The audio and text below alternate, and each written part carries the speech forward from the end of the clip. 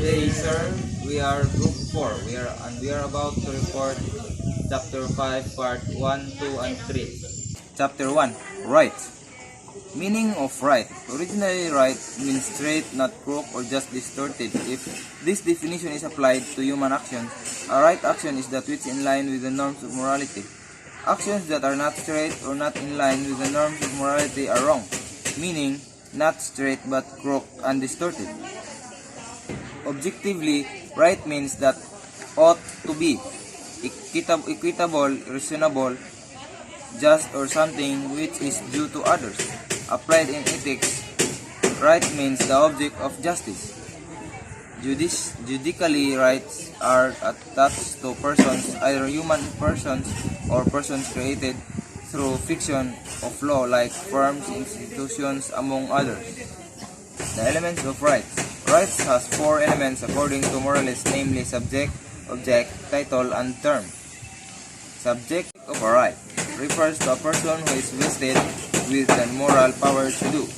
Object of a right refers to the right to which person has a right. There are 3 kinds of objects of a right, to wit, number 1, right to commit or to omit, number 2, right to keep or use or hold something, and number 3, right to demand something from others. Source of right. Right is not synonymous with might inasmuch as the latter is a self-induced power. For might is tantamount to physical force, while the former is a moral power. In this vein, right has source not from this beholder but from the law. The law is the origin of right, in the sense that it is the law that commands or prohibits one to do or to omit doing something. There are many kinds of rights. The number 1, the natural right. Number 2, the acquired right. Number 3, the public right. And the number 4, private right. Number 5, positive rights. Number 6, negative rights. Number 7, alienable rights. Number 8, inalienable rights. Number 9, perfect rights. And the last is the imperfect rights. Go. Properties of right. If there is a collision of the rights, that the greater right should prevail over the lesser ones. Rights are intrinsically inviolable.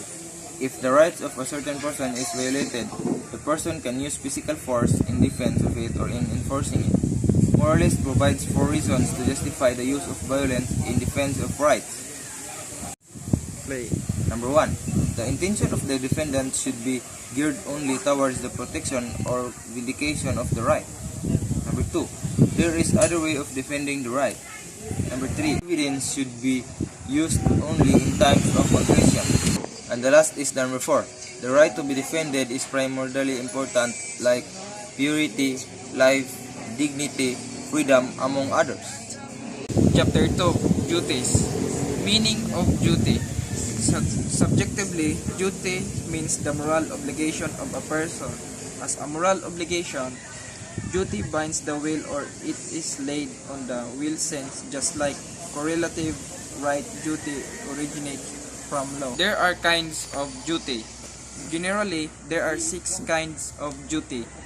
Number 1, natural duty. Number 2, positive duty. Number 3, affirmative duty. Number 4, negative duty. Number 5, perfect duty. Number 6, imperfect duty. There are 4 exemptions of duty. First, common necessity. Second, no necessity. Third, extreme or grave necessity exempt from affirmative natural duty. Fourth, extreme or grave necessity exempt one from injunction of positive law. Chapter 3, Justice and Morality.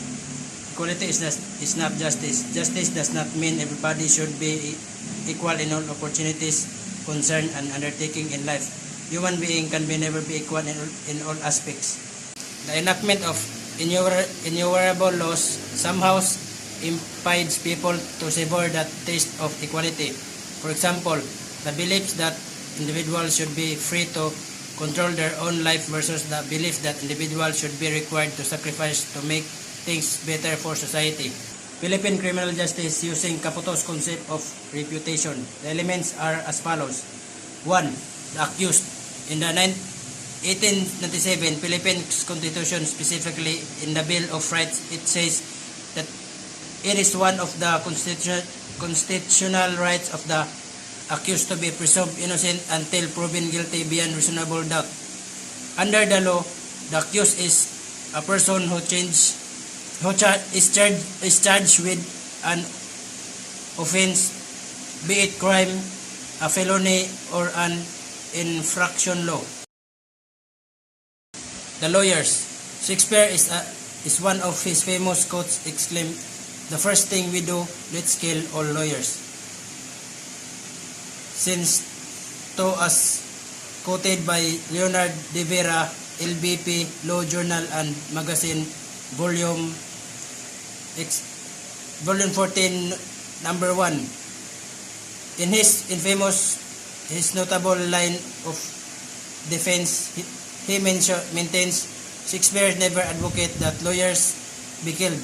His quotation cited above is tortured out of context. Many writers who use his quote just to justify hatred and ridicule of lawyers do without knowing how and why Shakespeare made his statement through his character in his play. The law enforcement. These uniformed persons, other are not required to wear uniform, comprise the members of the Philippine National Police PNP, the members and agents of the National Bureau of Investigation NBI, and other components, bodies, and agencies whose task is to implement the law. In the Philippine Daily Inquirer, August 8, 2002-A-6 issue, Neil H. Cross, a veteran print media journalist, made a landable comparison between the old and new police forces. To Cross, the older police forces was more effective than the present one, and in his observation, the crime rate was considerably low. Criminals before were afraid of the police, but not today. Laments Cross, needless to say, the job of enforcing the law is a profession hunted with innumerable frailties. Judge. Corruption zips and zaps in our judicial system. No less than the Supreme Court Justice Artemio Panganiban acknowledges that there are corrupt judges in the Philippines. Justice Panganiban, however, made a assuring statement, but efforts are being made to rid the courts of what is called hoodlums in robes.